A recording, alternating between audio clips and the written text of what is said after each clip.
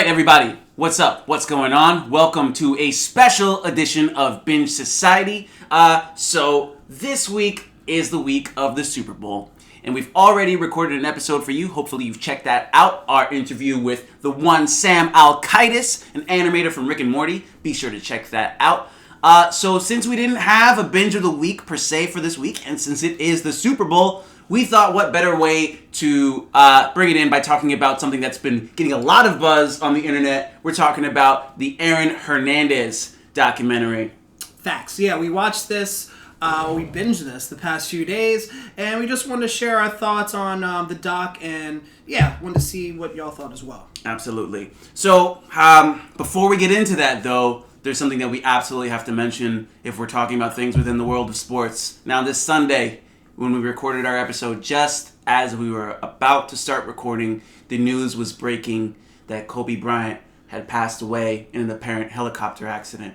Now, news was just breaking. It was hard to process at the moment. We were just about to start an episode, and we really didn't find out what had happened until we were done recording, but just absolutely heart-wrenching, right? Yeah, I mean, to be honest, it was probably one of the harder episodes that we've had to do just because it happened so close to when we were about to start recording the episode.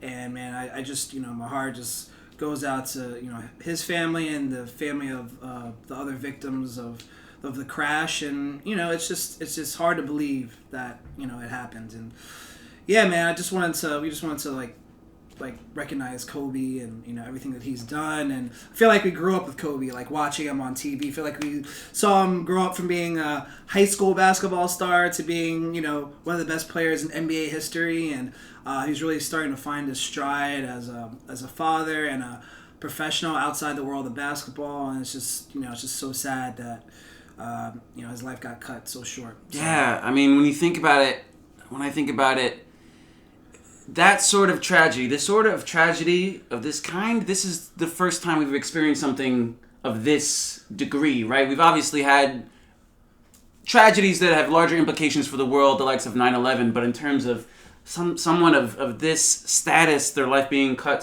so short, so tragically, never experiencing anything like that. Like you said, Winston, we came up with around the time that Kobe came to prominence was the time that we met in middle school. That's right. So many years, man, where we were watching this guy do his absolute best. And you know what?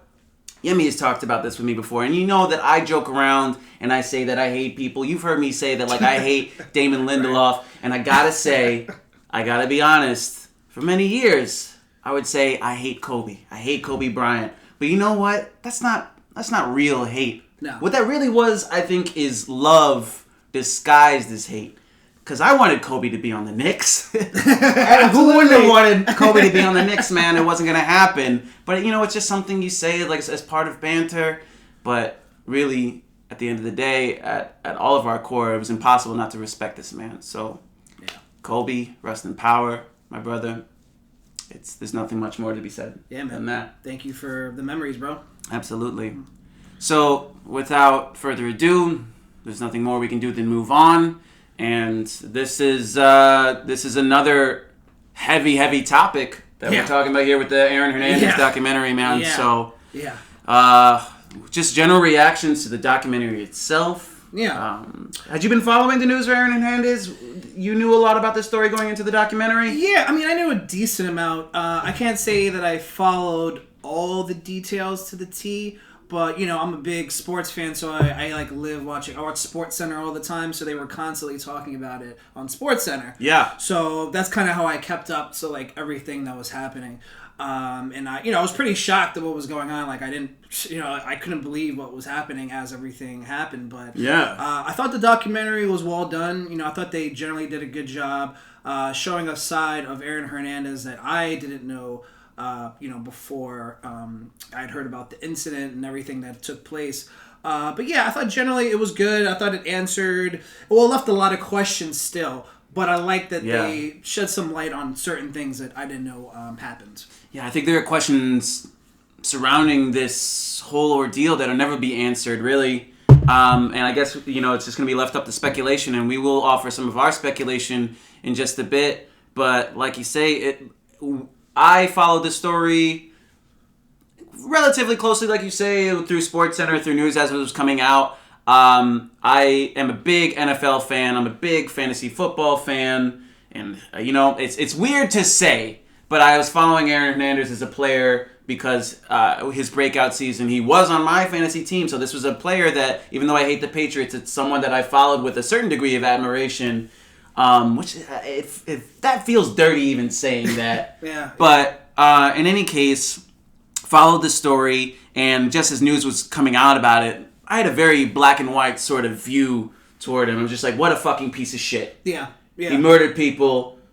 What a dirtbag. Obviously, hearing about these other murders that basically, in my opinion, and in many of the public's opinion, basically found him guilty of these other 2 murders that had taken place. We heard about him shooting this other guy in the face, and the other shootings in the University of Florida. Those are things I all heard about in the news, and that was like, in my mind, this man is dirt. When I heard that he had committed suicide, I was like, good riddance. But I have to say that this documentary did a good job of, depends on your perspective, but in any case, if this documentary was attempting to humanize Aaron, and it seemed like it was, I think it did that job.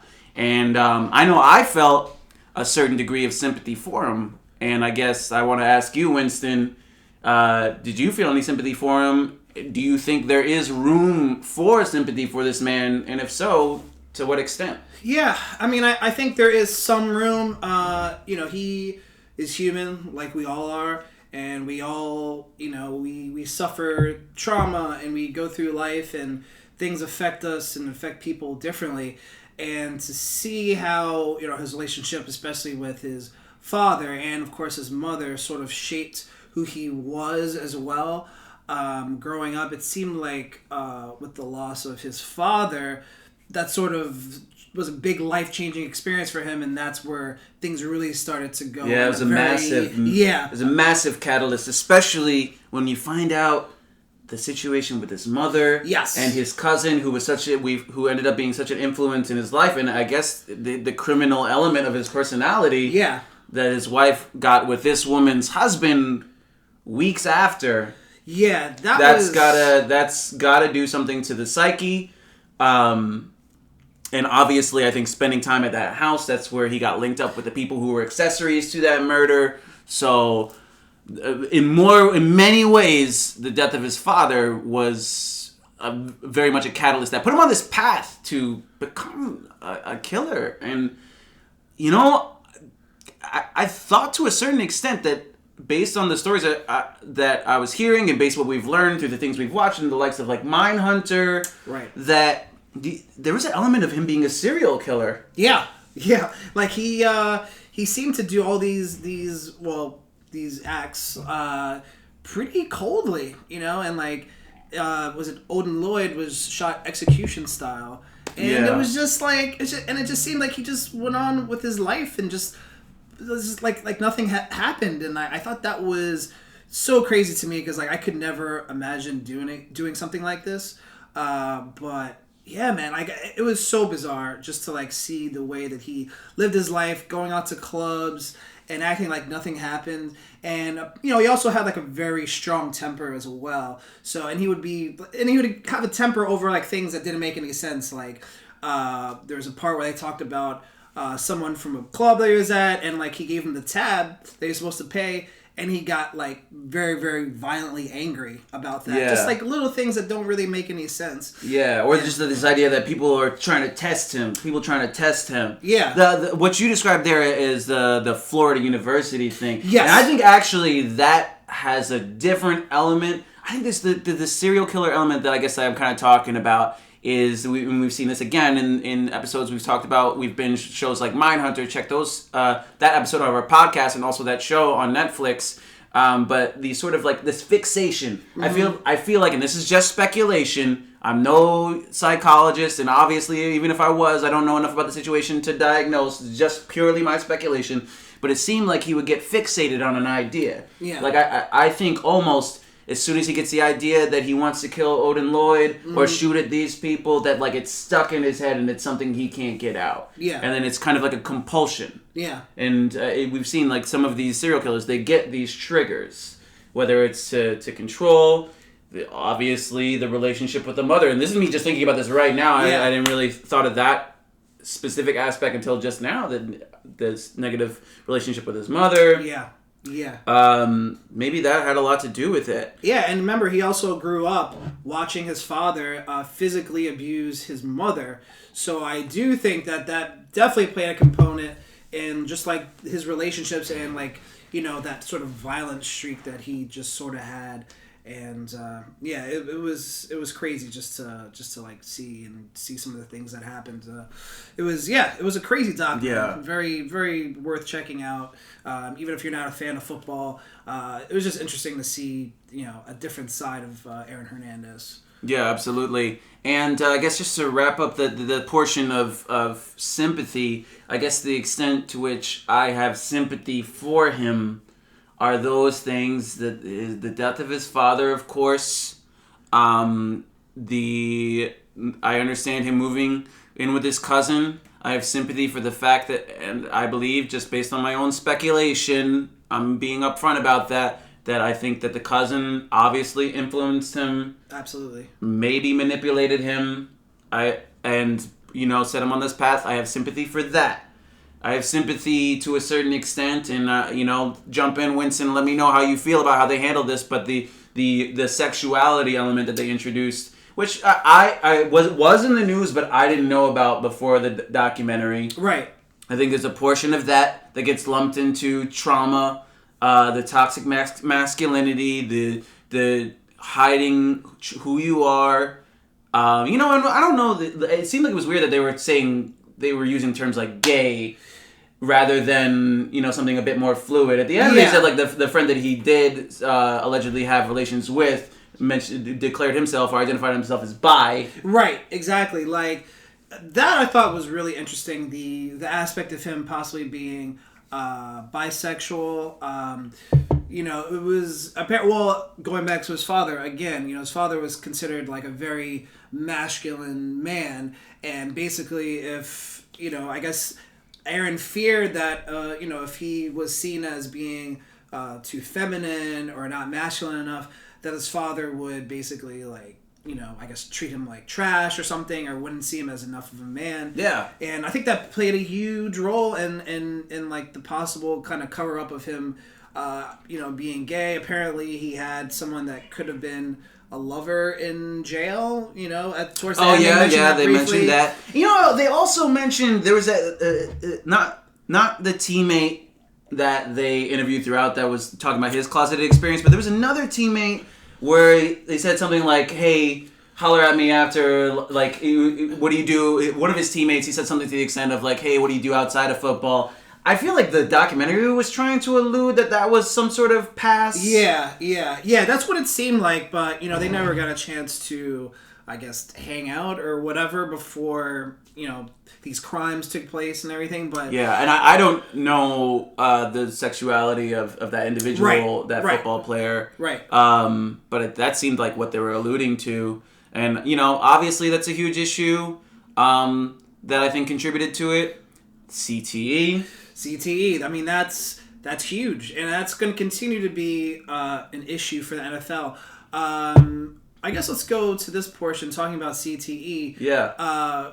How do you feel the NFL is sort of handling these stories? Because we've seen star athletes like Junior Seau. We found out he had CTE, and there's a long list of others who have done these sort of really violent acts. And then you find out that they have CTE. I don't know what the NFL is trying to do a little bit of a cleanup. They're trying to make the helmet's a little more padded so that there's less concussions and things like that. But how do you think they're handling this? They're not doing enough. That's for sure. Yeah. They're doing something, but I look at some fundamental things that they could and should be doing that they haven't done. Mm-hmm. And you take a look at someone like Antonio Brown. Yes. Antonio Brown, mm-hmm. He's been making some very rash decisions of late, and I think we can pretty much assume he has CTE. You've seen the likes of, Chris Henry, that wide receiver from the Bengals? Yes. Who jumped off of the back of a truck in an argument with his girlfriend, this sort of rash, impulsive behavior. And obviously we see Aaron Hernandez exhibited very impulsive and very aggressive behavior.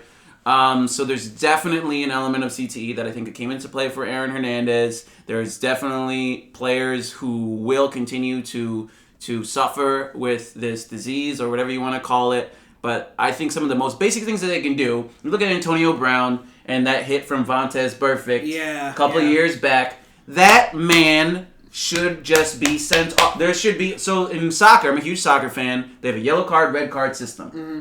You can get a straight red card if you do something stupid. Like you slide in with like 2 feet and you're kicking at someone's leg or you go over the top of the ball. Basically plays that they know can lead to serious injury. Right. You're straight off. You get a 3-match ban. Done. These fines are bullshit. These fines are absolute horseshit. This is just like it's a drop in the well, man. Yeah, it's a drop in the well for these players. They don't give a fuck. No. If you can eliminate an Antonio Brown, from if you can eliminate that as a threat, I'll pay $10,000, $20,000, however much money for that if I'm making millions of dollars, right? It's nothing for a superstar like Antonio Brown, and listen, they gotta kick these people out of the game, and like 2-3 match ban. Yeah. And in a game where there's 16 games in a season, that will make you think about leading with your head, going for these dirty fucking hits. Yeah, because it's insane. Because someone like Vontaze Burfict, I'm sorry. He basically, once he did this hit, like he continued to still do dirty hits on players. Yeah, it did nothing to discourage him. So they need to do more. I think that I agree with what you said. I think something like that needs to be enacted. It's so hard because you can't study a person's brain until they're no longer living. So it's, at least to the extent, is that the case for CTE? That's what I've heard. So you can't really go into the brain and like really examine it until someone is deceased. Oh yeah, that's fucked up, man. I didn't realize that Junior Seau shot himself in the chest. Yeah, it's crazy. It is a huge problem, and the thing is like. And like depending on your position that you play in the NFL, hits are going to affect you differently. And some guys, they just get hit more than others. But yeah, if you're someone who's like a lineman or a linebacker, if you're constantly being, getting contact every single play, you're going to, like the possibility. It's going to rattle around in there, even if you're not taking like a dirty hit. It's just by virtue of the accumulation. Or if you're a smaller receiver and you get rocked a couple of times. Yeah.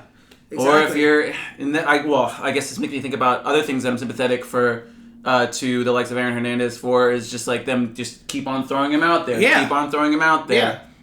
But having said that, and the documentary makes a good point of this, although it does draw sympathy by humanizing Aaron Hernandez, it does a good job of being pretty fair. They talk about people, and I side with this idea as like, hey.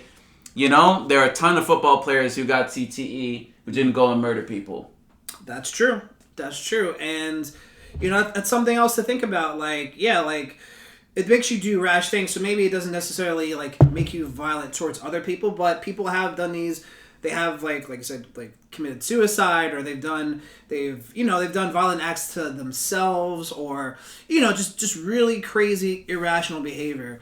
And, it's something that has to be addressed. And I know, like, the NFL thinks they're doing a good job, but something has to really be done, man, because I only see this problem getting worse. And I think that, there's a lot of parents now that don't want their young kids playing football. So I don't know how the NFL's going to combat this. Rightfully so. Yeah. We are both people who have not procreated yet, but if you were to have a kid and if they were to be male especially, would you want them playing football? Absolutely not. Definitely not. And I'd have to really like sit down and have a discussion with him, but I would say no, man. There's so many other options and ways that you can make money, whether that be in sports or be physical, physical, without playing football. And like, don't get me wrong, I love football, but it just seems the price is just too much to pay, man, for your body, and then for your family and everything that has to deal with the repercussions of everything that happens after that. I just don't think it's worth it, man. Yeah. So I guess, and then I think about like all these kids in college, man. Yeah. College football is a massive moneymaker. It is. Massive moneymaker. Yeah. And these kids who will not be getting any share Yep. of that money. Yep. They can be coming out of that situation with CTE. I mean, Aaron Hernandez was out of the league by the time he was 22, right? Which is about the time that a lot of people are coming out of college. Yeah, and he started playing football in high school, I believe, right? Yeah. Yeah. So I mean, this kid started because very advanced CTE for someone so young. He was 27 at the time he died. Yeah, which is insane, you know. Yeah. So it's just I don't know, like because you start playing football at a very young age. It seems like I never. Played contact football growing up, so I don't exactly know, but I know that in a lot of the suburbs, these kids start playing football, even before you get to high school in preparation, and then once you get to high school, you're pretty much playing all the time, and then your hope is to go to college and further after that. But yeah, I just don't think it's worth it, man. It's not worth it, and there's so many other sports and ways that you could, if you want to try to make a living.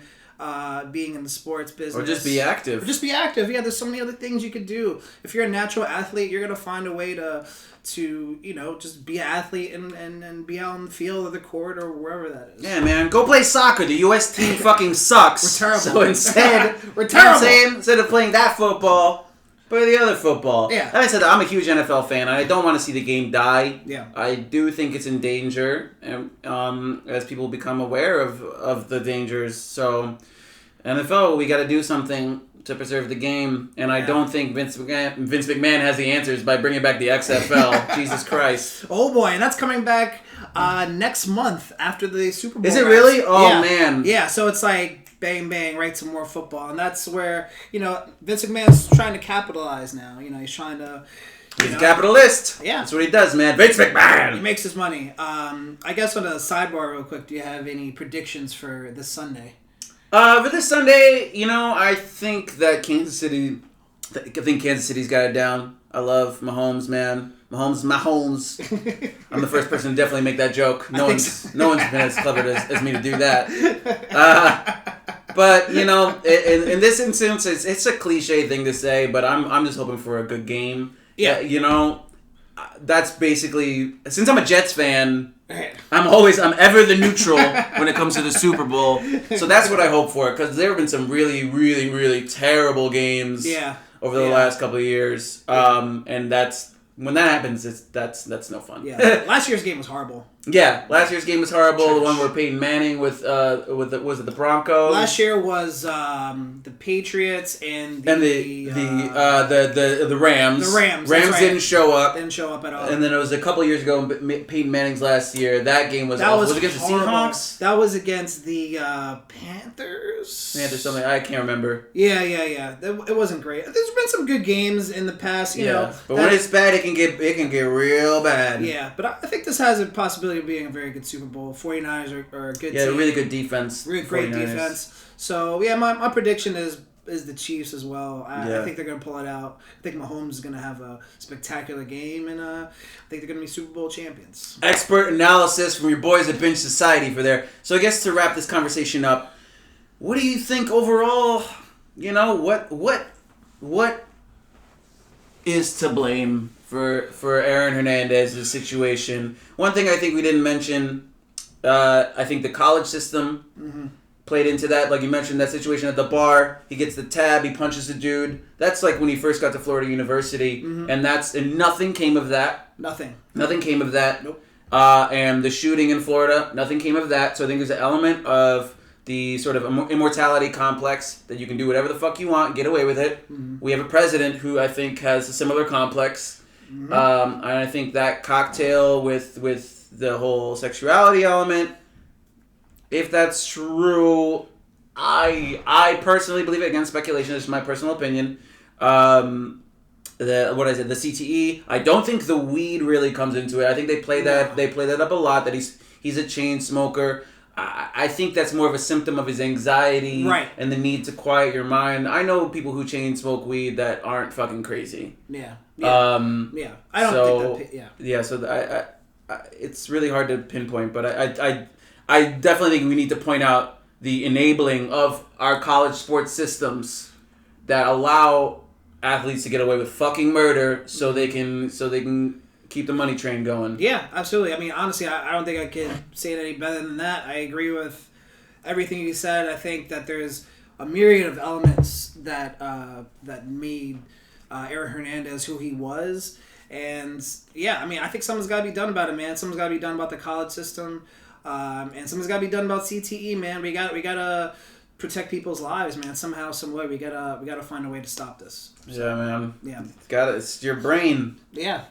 Yeah. It's your brain. It's an important part Upgrade of your body. your gray matter, because one day it may matter. In the words of Del the Funky Homo Sapien. So, I don't know if it's appropriate to be making jokes right now, but if you haven't seen the documentary, go see it. It is very fascinating. It's very well done. Yes. I think this is a conversation that's going to continue. So, what do you guys think? Put it in the comments below, Instagram, where this video is going up, or on YouTube. And anything else you want to add, Winston? Just thank you for watching. Yeah. If you've listened to the podcast, thank you. If you haven't listened to it yet, please check it out. Binge Society. You can email us at bingesocietypodcast@gmail.com. You can hit us on Instagram at Binge Society, or on Twitter at Binge Society Pod, and we're on TikTok at Binge Society Pod. So yeah, check us out. We'll have some more content for you coming in the future. Absolutely. You can find me personally, Danny Bronner, on Instagram. And you can find me, Winston Brewington, at Radio Win on Instagram. And of course, our boy Yemi, who isn't here with us today. Oh yeah, we didn't even mention our third co-host. Jesus Shout Christ. out to Yemi. Yemi, wherever you are, we love you. You don't know enough about football, pal. You can find him at Yemi Comedy on Instagram. Yeah, he's part of this crew as well, this society, if you will. Exactly. So man, this was fun. Yeah, I like fun, this. man. It's cool. We gotta do this again soon. Yeah, let's do it again sometime. Yeah. So, with that, thank you for watching. Good night.